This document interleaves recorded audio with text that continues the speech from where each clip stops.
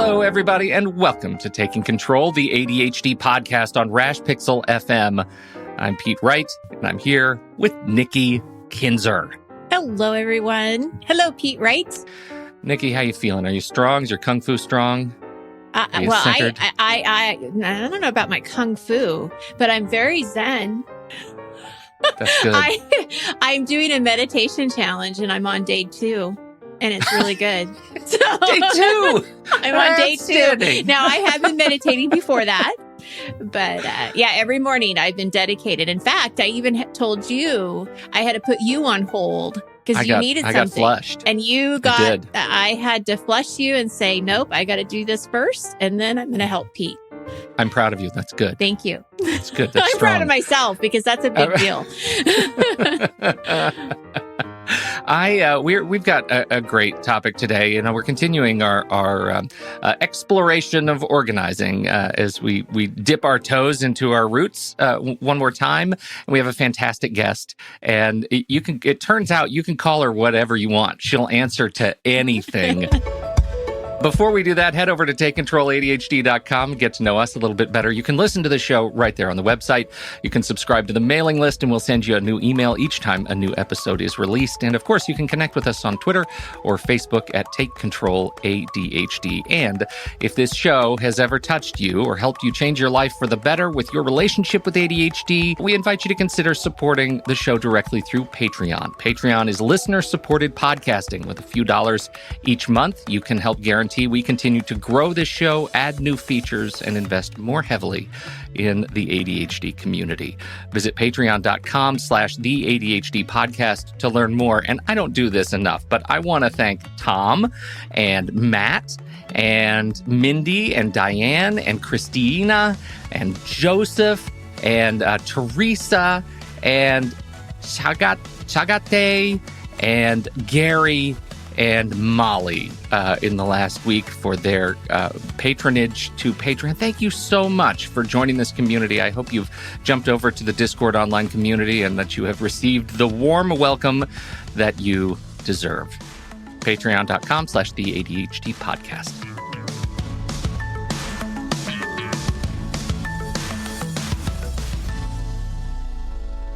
Lisa Woodruff is a home organization expert, productivity specialist, and speaker. She has 2 books, The Mindset of Organization and How ADHD Affects Home Organization, which are Amazon bestsellers in their categories. And as we continue our journey through ADHD and organizing, Lisa is the perfect guest to help us with a system that's going to help us start our weeks right. Lisa, welcome to the show. Thank you so much for having me. This is going to be fun. Thank you, Lisa. Welcome. So I have to ask you right off the bat, if you wrote a book about how ADHD affects home organization, I'm curious what your experience is with ADHD and just, what was the driver to write that book? Yes. So I have 2 adopted children. I live here in Cincinnati, Ohio, and they both attended a learning disability school called Springer School and Center. My son went there for 6 years, and my daughter went there for 3 or 4. I can't remember. And it's like college tuition. So it's like a school that when you make that kind of investment in elementary school, you pay attention. I'm a teacher by trade. I have a degree from Miami University, birth through 8th grade, so 2 degrees and a minor. And so when my kids were enrolled in this small school, the classrooms just had 12 children per classroom with a teacher and an aide in each classroom. One of the things that they had found with these language learning disabilities that the kids had was that over 50% of them would also end up with an ADHD diagnosis. So the school did a lot of educating of the parents inside of the school, but they're also the resource in Cincinnati for all the school districts send their teachers to this school for training for ADHD. And in partnership with Children's Hospital, they would bring in world-renowned speakers on the topic of ADHD and have lectures and things like that. So being a lifelong learner, I would go to those. Both of my children were diagnosed with ADHD. They've since taken that diagnosis away from my daughter at the age of 18 and given her a different diagnosis. But along the way, I learned about ADHD and the 8 executive functions of the brain. And I remember sitting in one of my first lectures as a parent, learning about these 8 executive functions and going up to the headmaster after and saying, Joey is deficient in 7 of the 8. And they said, we know. And I said, there aren't really very many, like, what are we going to glom onto to make the other ones function better? If of 8, you just told me the 8 and we are deficient in 7 of the 8, like there's nothing to ladder onto. And they said, we understand and we have a plan. And so Joey went there through 8th grade and he was on IEP in high school and he's now about to graduate a 2-year degree, audio engineering. Sweet fantastic. boy, great boy. Yeah. Hands-on learner. But I learned a lot of different terms like Swiss cheese learning. Like he would know his shapes one day and then the next day not know any of his shapes. And then the next day know a third of them. And this was in, kindergarten and 1st grade. And so being a parent of children with ADHD and an avid learner, I learned a lot.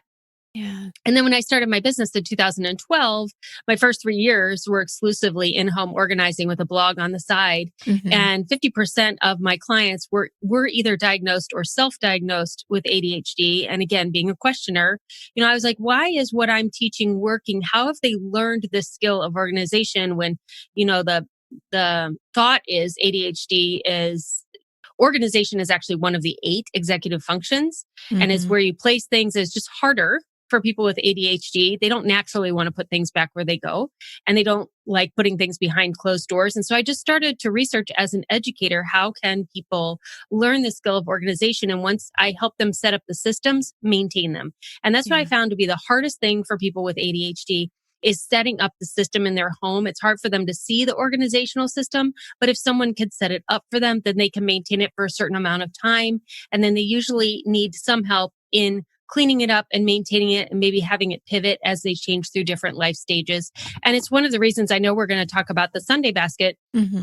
It's one of the reasons I started a certification right away so that we have certified organizers in we're hoping in all of the states in the United States and Canada, so that while I can learn online, not everyone can learn online. And my children especially do not learn well online. They need a tutor, one-on-one instruction, that they need to learn things in person with their hands versus through an auditory or a visual modem. Then you're going to have certified organizers that will be under the Organize 365. So they could find you. Then you'll have like maybe some kind of directory. And then if they need somebody from in-home, that's just great. for paper. That's just wonderful. for paper. Just for we don't paper. certify Okay. in-home organizers Right. because there's already a lot of people who do that, but nobody is certifying how to organize paper.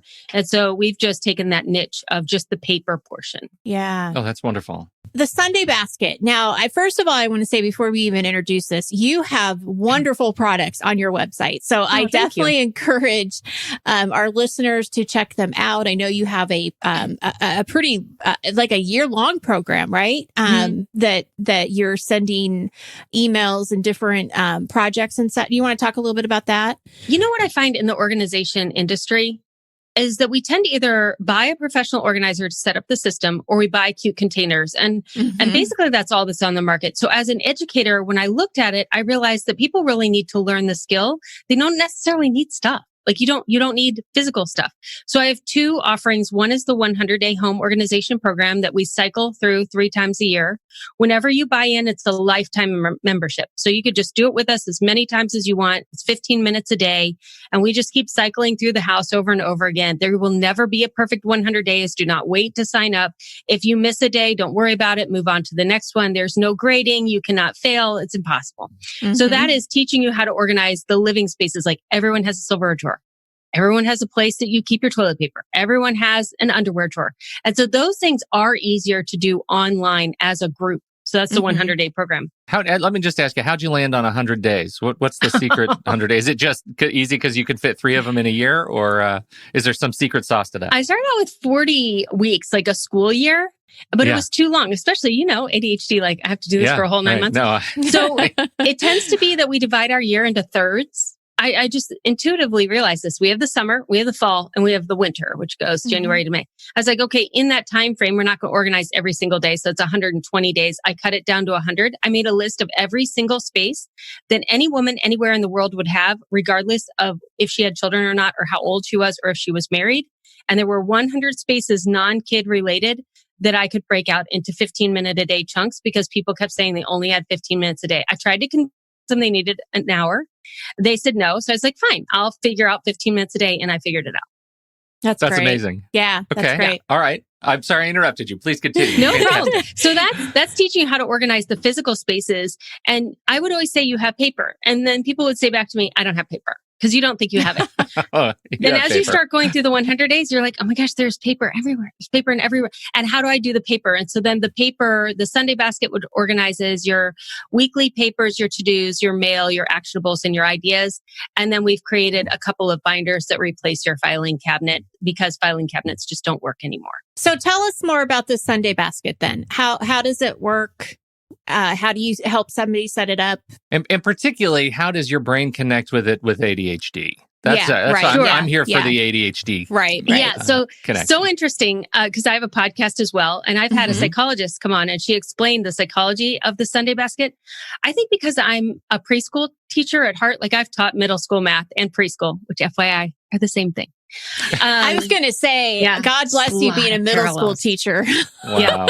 Wow. But when you're teaching preschoolers and you're teaching middle school boys, especially math, which is usually not their favorite thing, you get all different kinds of learners. And the Sunday basket, the reason why it works for ADHD and for everyone is because it doesn't matter which Gretchen Rubin test you are, like any of these tests.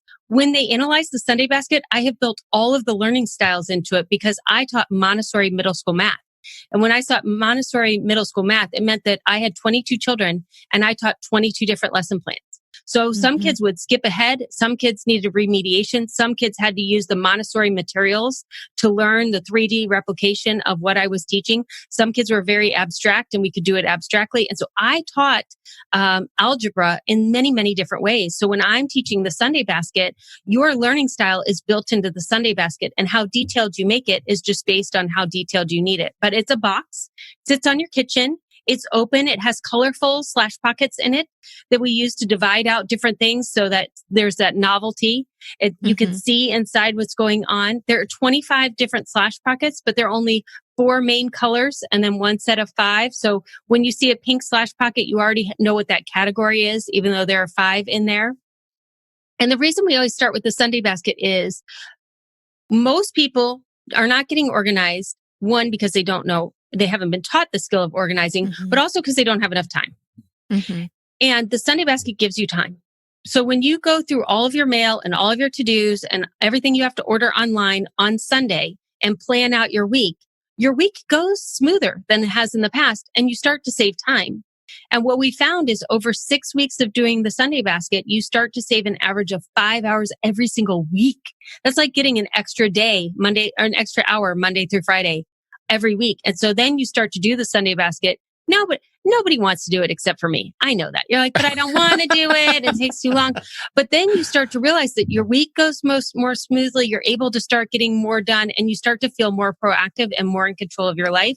And once you get those tools, then you're like, okay, I want to do binders next, or I want to do my house next, because you're growing your organizing muscles.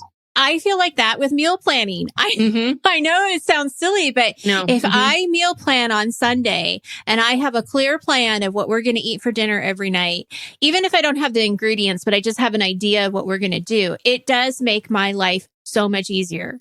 And when I don't do it, it's just always like a pain, and I wish that we didn't have to eat dinner, and I wish that we could just have cereal. And sometimes we do. Chumps. Like sometimes we have cereal. So anyway, it just reminds me. It's like, you know, when you do it, it's great, and when you don't do it, you also definitely feel the consequences as well. And that gets into my question, which is, as I think about it, if I think about the meal planning example, I know where the pain comes from in not planning for meals, right? I don't have the food that's ready when I finally do figure out whatever I want to eat. But it's lucky if I figure out what we want to eat, because it takes so long to get everybody to agree, and and it's always last minute, and we just are never ready. I can feel where the extra time is saved if I do my meal planning all at once and do that before we actually go shopping, that kind of a thing. Where does the time savings come from incorporating the Sunday basket into your life? Like, is it just about, making sure that you have all the paper where it is, or is there a specific thing that 1 hour a day is allocated to? Yeah, here's how I found it to be true in my life. When you're in school, you would go through your backpack, you would go through your notebook. So you made sure that you had all your homework done and you were ready for your test. And then when one quarter ended, you would clear out your backpack and your notebooks and you would reorganize it and you'd order what books you needed for the next set of classes. And that's how we did school. And after you're done with school, then you graduate and you get a job and you do those same activities with your job. Like you go through where you're supposed to go through your email and all those things. We have all those routines for our job. In our house, we lived in our house with our parents, and either our room was or wasn't organized, but we weren't really responsible for the rest of the house. That was our parents. And then we get our own apartment, condo, or house, and we resist taking the time to maintain it because we don't really know what our parents did because they didn't really tell us. And we don't put that on our calendar because really it can't take that much time. I mean, how long could it possibly take? Well, the Pew Research Institute says it takes 26 hours per week to maintain a house without children. 26 hours a week? I know you think it's not true. Greg and I did the math. It was 35 when we did it because we had children. So that is cooking, cleaning, meal prep. Yeah, maintenance. You don't realize how much time changing the laundry, sweeping the floor, making the bed. All these things take a lot of time. And so I totally believe it though. I totally believe that. Like I just think about what I did over the weekend and I couldn't finish my house. Like I got the bottom half done and that was it. And that was like all day. It took me all day. Right. Which is why I say, number one, hire a housekeeper. Number two. Yeah. And I do, Lisa, number two, but I can't have my husband does everything meal related. But it's so Pete, your face is still like, and this is because we don't believe it. That's my agog face. We don't believe it. Yeah. So when you say, why in the world, when I spend 90 minutes to 2 hours going through my mail and planning my week and making my Amazon orders, are you kidding me? That takes like 5 minutes. No, it doesn't. Yeah. It takes you over an hour every single day. You just don't realize when your kids bring you a paper and you're like, okay, I'll fill out that form right now. You've stopped whatever you were doing. And you guys know because of ADHD, the task switching. So you stopped what you were doing. Nightmare. Now you did this. It didn't have to be done before next week. It could have just gone in the box. It can go in the box. So everything can wait until Sunday. You're deferring it from interrupting you in your day. It's not going to get forgotten. The reason why you do that paper immediately is because you're going to forget to send it in. But 100,000%. When you know you're going to do it on Sunday, you'll put it in there. Even this needs new batteries. Great. Goes in there. I just picked up the prescription. Great. Goes in the Sunday basket. Everything that can wait until Sunday must wait until Sunday. Then you deal with it all at once. You deal with all the mail at once. You deal with all the bills at once. You deal with all the forms at once. You get all that done. And it frees up your day so that you can live more productively and less reactively. And you start to move from this constant reactive, I got to fill this out. I got to do it right away so I don't forget, to I am going to do that on Sunday and I'm going to plan. I'm going to do that on Sunday and I'm going to plan. And what happens over time, I found it to be true for me, but I didn't think it was happening to other people, is my brain doesn't talk back to me anymore. And I have a lot of ideas. Talk more about that. Oh, yeah. So right now, as you're listening to this, you probably have thought of numerous things. I need to get a haircut. I need to get milk. I need to get whatever. I have none of those thoughts going on in my head anymore because I write everything down on an index card. And if it can wait until Sunday, I put it in the basket. Because a lot of my ideas aren't great. I think they're great in the moment, but they're really not that great. And most of them can wait. And then when I look at them abstractly on paper on Sunday, most of them end up going in the circular file. And then the ones that need to get acted on, act on. So if your state is still closed down and you can't get a haircut, that can wait till Sunday. If you need milk, go out and do that right after this podcast. That's something that can't wait till Sunday. And start to look at everything that's coming in mail, in person, in your brain. Can it wait? And until you teach things to wait, you will never be living that proactive, productive life that you want. It's interesting because from an ADHD perspective, what I see the benefit with that is also it's giving yourself some space to not impulsively do something either, takes right? the emotion out. Yeah, it takes the emotion out and you're able to say, okay, this can wait. And then you can make the decision later. And usually, like you said, by that time, you can have a different perspective and know, is this really that important? I think that would be, something that would be very beneficial. The cold, harsh light of the Sunday basket reality. Yeah. How big is this basket, though? I have to ask. It's like the size of a watermelon. Here, I'll show it to you. Okay. Now, all right. Do you need more? Like, what if you need more than one basket? Or do you sell more than one basket? But do you discourage that? Or do you say, no, it's okay. Like if you need 3, get 3. So you only have one Sunday basket, and your Sunday basket is to run your household. Okay. But it's not your work basket. We have different baskets for that. So I have a corporate. I just showed you my corporate one. I have a Sunday basket. I have a separate one for homeschool. And there are different times during the year where I'll have you grab a different box and take things out of your Sunday basket. So you'll have a holiday box and you'll have a Sunday basket. So Sunday basket is for bills and maintaining the house. And the holiday one is for everything related to holidays. You know, right now I have a graduation one for my daughter. Yeah. So everything related to the graduation, but it won't have all those slash pockets in it. It has like graduation invitations in it right now. And just but one it gives you the opportunity that when something comes in and it's graduation related, you know exactly where to put it. It creates a physical bucket for things that are in your brain. Yeah, I love that.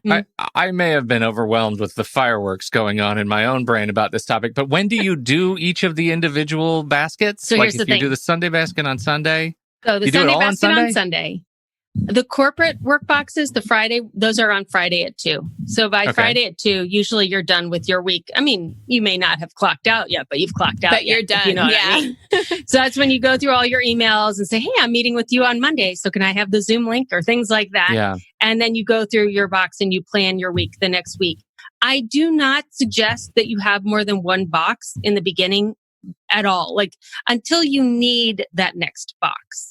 You want to really get comfortable with the Sunday basket because each one does have to be gone through and each one is going to take you like 90 minutes. So I had this fall, I was homeschooling before everybody was homeschooling with the pandemic.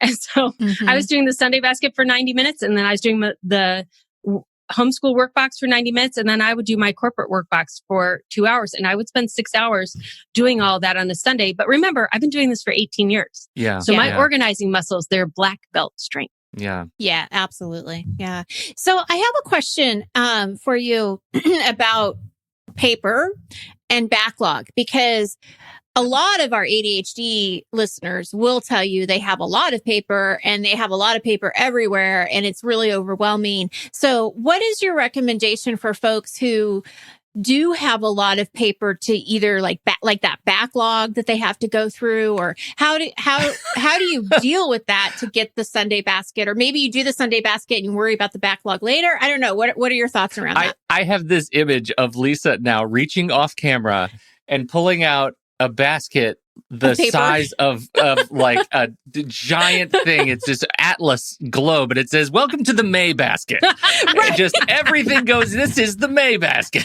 Yeah. So we do paper organizing retreats. This is where you so people would literally load up their minivans. They would rent minivans and load them full of paper. People have driven 18 hours to get to Cincinnati to do these paper organizing retreats. Wow. That's awesome. We'd have shredded on site. It was amazing. But the pandemic. So now we do these virtually.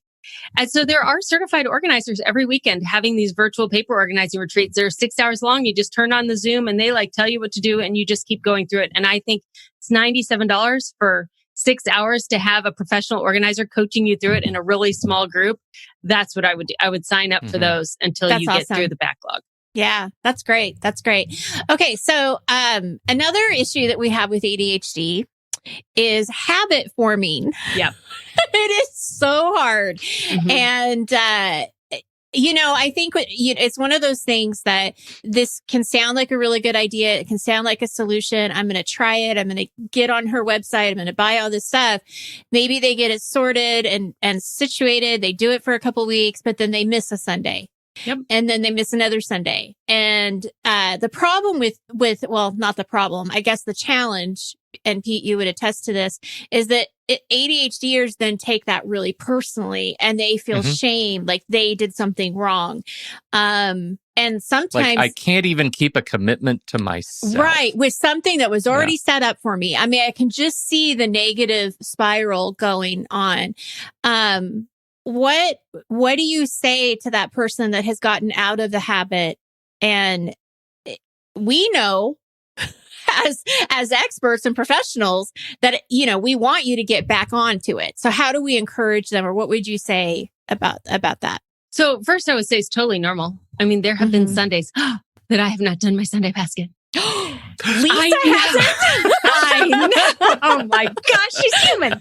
And that week does not go as smoothly as it did when I did it. So first of all, that happens. Second of all, we have now in the last 6 months made it that when you purchase the Sunday basket for $97, you're in this, again, I'm all about a one-time purchase, a lifetime resource. Mm-hmm. So every single Sunday at 5 Eastern, I know it's a weird time, but 5 to 6:30 Eastern, we have a live Zoom that you can join into. And then we're all doing it virtually together. And that's run by professional organizers who can answer your questions.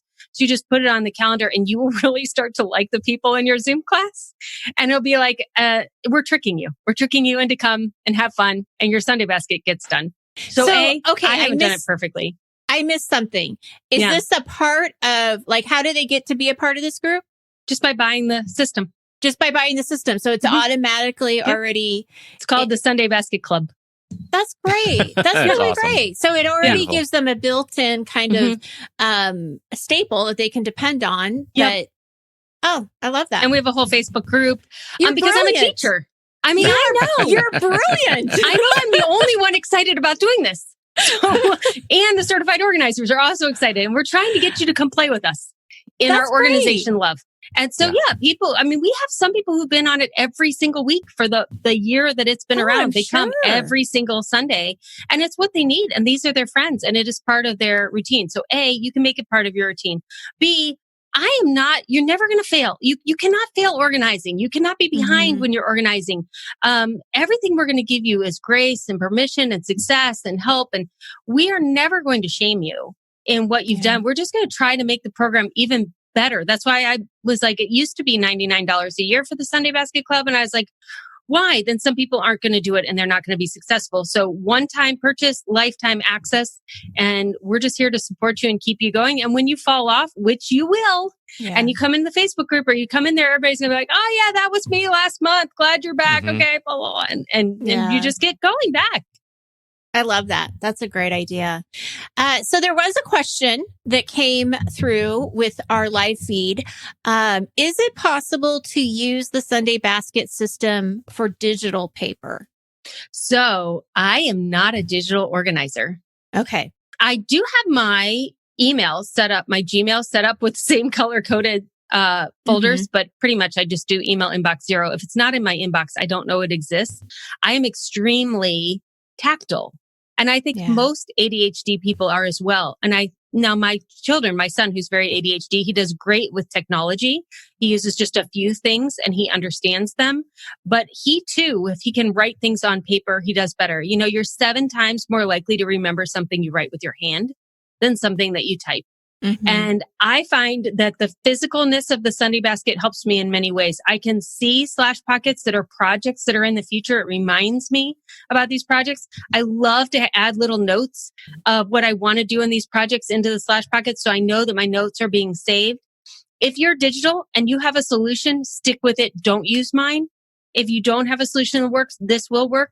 I don't have a digital component to this. One of the other questions that came through was a GTD question. And there are elements of getting things done that I really love, and most of it I don't. I know. I'm the same way. Yeah, right. Yeah. So anyway, somebody had me read that because they said the Sunday basket is getting things done. So then I read it. I was like, oh, yeah, it is similar.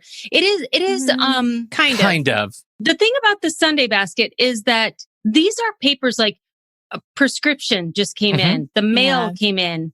The form that needs to go back to school, the idea that I need to put this on my grocery list. And I will, grab my app and add things onto a grocery list instead of writing it on a note card sometimes, but usually I write it on an index card instead. These are things that are going in and out of your family so fast, they don't need to be digitized. And the other thing is the whole family knows what the Sunday basket is. So they could take things and drop them in there for you that you're going to process on Sunday, or they can go retrieve things out of the Sunday basket if they need to. If you're gone, you say, oh, go in the Sunday basket. It's in the slash pocket. And then the binders, which you could digitize after you get them created, you could totally digitize them.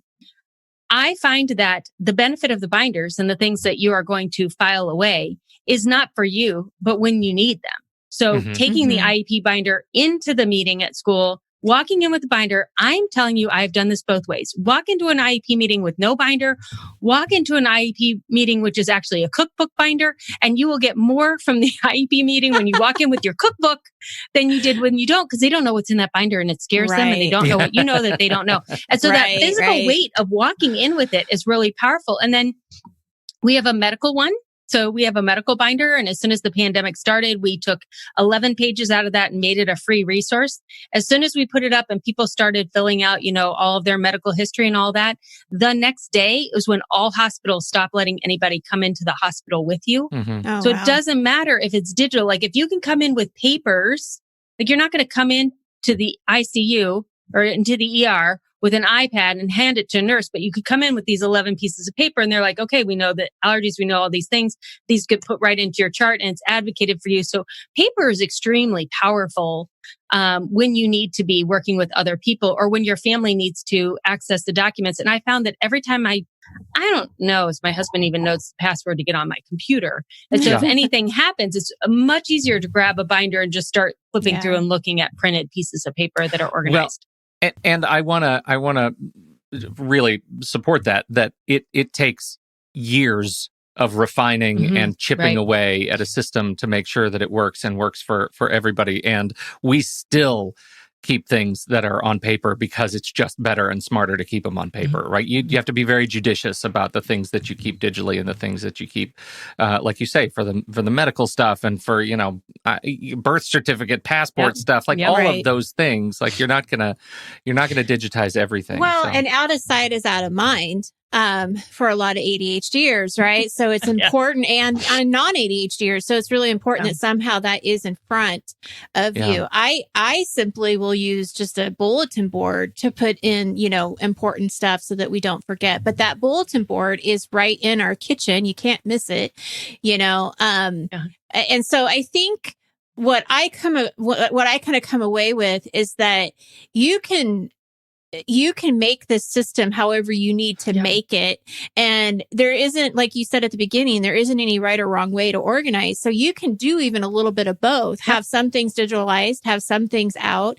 There's a lot of different, ways to do this. That are beneficial. Because really, what are we looking for? We're trying to make it easier for people to find what they need, be able to have a place for these things to go, make their lives easier, save that 26 hours. Holy cow. And when I started, I had a paper planner and I, wrote checks for all of my bills because I started 18 years ago. And now I do everything on my Google Calendar and I pay all my bills automatically online. But I still have those slush pockets in my Sunday basket that remind me, okay, go make sure you paid all your bills. Okay, go update your Google Calendar. So just having that slash pocket there reminds me to do something digital as well. So it's not like everything is analog and slowly over time. But it took me a year to automate all of my bills. I mean, for crying out loud, and then one will knock off. And it's amazing how much maintenance you need to do even for digital things as well.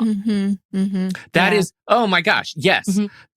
That is absolutely true. And people don't think about that when they try to make the move. It is amazing. You still have to maintain digital systems. And I think even more so because the digital clutter piles up so fast because you're never it's very easy to let go of the actual sort of declutter because you don't see it, right? So you have your systems get mucked up very, very quickly. Well, and the search button isn't always a solution because I've tried to look for documents and I'll put something in there and it's like nothing is coming up from what I need.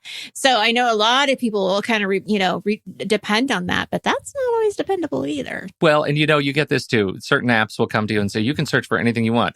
As long as you know these arcane Unix commands or Linux commands. Or remember what you filed, what you named it. Yeah, exactly. Yeah. Then it wouldn't be a problem, huh, Pete? I want to. I do want to go back to this the GTD thing, and I know we're sort of jamming questions in here, but I'm just kind of watching the chat room a little bit, and this question of the GTD technique of taking care of 2-minute tasks right away. That it's actually a trap for ADHD brains. Yeah, I don't do that. What's your thinking on that as an educator? I write it down, put it in the Sunday basket. That's what saved me. And it could also be a woman thing more than a man thing. I don't know, but I've worked from home for the last 8 years, and my kids and, driving and the IEPs and everything I do, there is so much more. I can't make a to-do list. It's never going to get done.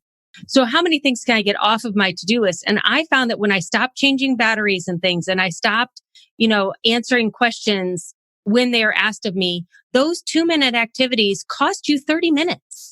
Because to answer that, then you forget what you were doing. And then, oh, well, since I went in the laundry room to get that for you anyway, oh yeah, I need to do this. And next thing you know, I was cooking. It's always I was cooking. And now whatever it is I was cooking is burned because I'm terrible at cooking. So it's just, I can get a lot of things done in the kitchen when I'm coming around. But when somebody interrupts my thought process, it derails all these plates that I have spinning. And so I learned, just put it in the Sunday basket. And the kids learned within a week. Oh, put that in the Sunday basket. Mom will do it. Even if you run out of something when you're cooking, I would take the box and I would put it in the Sunday basket. I wouldn't put it on a grocery list. I just go throw the box in there and then put I would keep going. In there. Yes. Smart. Yeah. Yes. Awesome. Just keep going, keep going. Yeah. Yeah. That's great. The 2-minute thing, I think, is just, and this, I like you, Pete, I like parts of GTD. I think David Allen is amazing in a lot of ways, but it's not written for the ADHD mind. And that's the bottom line. There's nothing about ADHD in his work, right? And so when you say 2 minutes, do you know of anything that really takes you 2 minutes? No. I mean, in a work context, I'm one of those people that I really love the whole concept. Yeah. In practice, I'm much more of a Sunday basket user of it. And, because it usually applies, who are we kidding? It usually applies about email, right? When an email comes in where it took somebody 15 seconds to throw something over the transom into your inbox that's going to take you work. And so for me, either that work gets scheduled for later, or if it's something I can answer yes or no to, I'll do it now, right? That's the whole concept. I find that works much better for me if I am more aggressive at scheduling the work related to that task for later than if I'm more lenient about saying, I'll just try to fit it in 2 minutes. Because if I can just try to fit it in 2 minutes, it'll take me 20. And so I usually find that I'm, Command-Shift-T, send that email to Todoist to schedule for later. Command-Shift-T, Command-Shift-T, Command-Shift-T. Schedule it for when I do my weekly review or my daily review at 4:00. And then I do my daily review of scheduling the work for later. And that is the thing that's worked for me. I don't, the little 2-minute tasks, I don't have very many of them anymore because even things like, replace the batteries in the smoke detector, right? That has been scheduled in my calendar for a year. That's not going to sneak up on me. I see it coming. And it's just from having put all of these systems in, all of these tasks in my automated system, I just don't have very many of them anymore. So I love what you said there, because what the Sunday, I'm like, wow, I just need to start taking notes while Pete talks, and maybe I should not be talking anymore. So now I feel like I'm a very novice organizer all of a sudden. No. So I'm thinking about the audience who's listening also. And if you're thinking, wow, and I'm sitting here going, when was the last time I changed my smoke detector batteries? But what he's saying is what you start to do intuitively with the Sunday basket. You grow with the Sunday basket. So if you find that you are putting the same note in there and every Sunday you're coming up with the same things, then those become part of your routine. So for us, we have a ridiculous amount of prescriptions. So on Sunday is when I fill all the pill containers for everyone. I go in the Walmart app. I reorder prescriptions. Now they're on auto reorder. I would go into the Amazon app. I would order all the vitamins that we ran out of because I had a full 7 days till I had to do that again. Now I'm to the point where I have 3 weeks worth. And so every 3 weeks, I fill up 3 weeks worth of medications for everyone and I replace those. So the Sunday basket starts to teach you, whereas, we have one person takes 14 pills and prescriptions. I take 10 vitamins and 1 prescription. A lot of bottles are constantly being done. It takes us an hour to do it every 3 weeks, but it used to take me an hour a week. And before that, it used to take me an untold amount of time. I was constantly buying and ordering. So the Sunday basket, if you would say a 2-minute task, we're out of melatonin, I need to reorder that on Amazon. That becomes a Sunday task. And then you're like, okay, on Sunday, it takes me 15 minutes because I'm reordering 5 vitamins and I need 3 prescriptions and I'm filling them. And then all of a sudden it takes longer and longer. So my Sunday basket routine is the Sunday basket.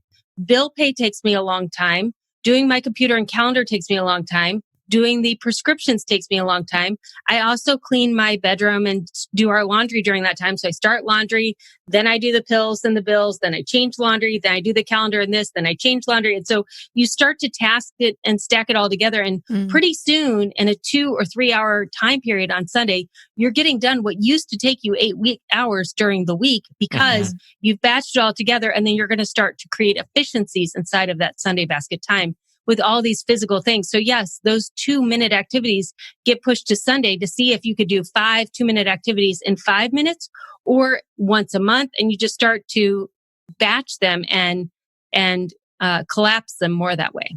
Well, That's and it's great. interesting that's the calculus, like the time math that we were talking about earlier. Like, where does that time get saved? Right Well, there. it's in actually not doing your ordering 2 minutes at a time for every prescription, but it's in saying, you know what? I have all of these related tasks. I'm going to batch them, do them all at once, and make them a routine. I'm going to invest it creates in a huge routine. Routine, something that you invest in that's like interest that you're earning on the debt, the task debt that you don't have to deal with. And that's the magic of I think this thing. So and you save so much time because you save all that time that you're not doing, but you save the lost time of task switching, and then you save the additional time of planning. Because now that you have this extra time, you can fill that with things you want to do, projects or household, or fun, whatever you want to fill it with. And that prioritization and that planning moves you from constantly reacting to whatever's coming towards you and purposely planning. And then as you start to plan those hours that you found, then it just cascades into your other hours. And you start to realize, you know what, if I go to work half an hour earlier, I miss rush hour and I do all these things. Now you've gained more time and more time and more time. And so organization always, always, always gives you time. That's what organization gives you. It always ends up giving you time. That's great. That's a great way to end. It's a great way to end it. Yeah, right there. I love it. Thank Put you it on a so shirt. much for being here. I love Thank you. it. Yeah, this was so helpful. Absolutely. Where can people find more about your products, about you, the Sunday Basket? Where should they go?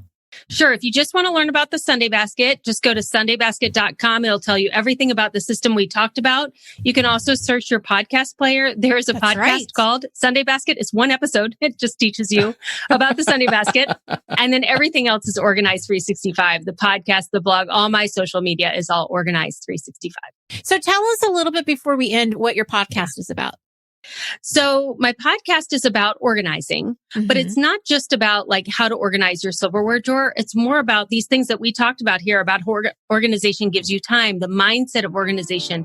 When we talked about what happens when you skip a week on a Sunday, we talk about in order to really get organized, you have to give yourself the grace of the fact that you weren't organized before. And it's not your fault. It's not that you weren't born organized. It's that you didn't learn the skill of organizing.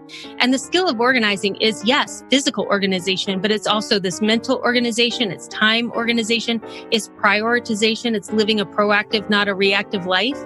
And the goal of Organized 365 is to help teach you these skills so that you have more time. And then when you're organized and you have this time, you get to go out and do what you were uniquely created to do so that you can bless the world in that way. I love it. Thank you. Thank you so much. Thank you so much, Lisa Woodruff, for joining us today. And we appreciate all of you for downloading and listening to this show. We appreciate your time and your attention. On behalf of Lisa Woodruff and Nikki Kinzer, I'm Pete Wright. We'll catch you next week right here on Taking Control, the ADHD podcast.